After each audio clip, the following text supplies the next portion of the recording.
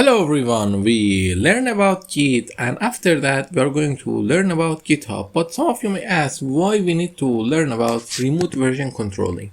You say that with Git we can record our version controlling very well and we don't need to use GitHub and anything else. But the important thing is that why we use remote version controlling, because sometimes you are going to work with another person. And when you are going to work with another person, using GitHub is very important. Because of that, you can collaborate with another person and work in the project. You see, for example, this is a project that is open and we have 73 commits.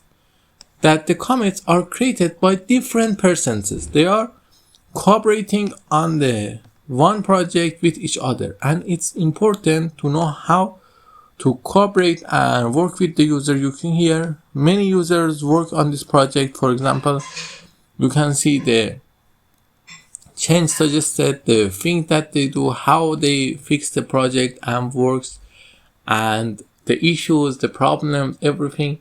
It's important to work with each other on the project. Because of that, we need remote version controlling. Until the next time, have a nice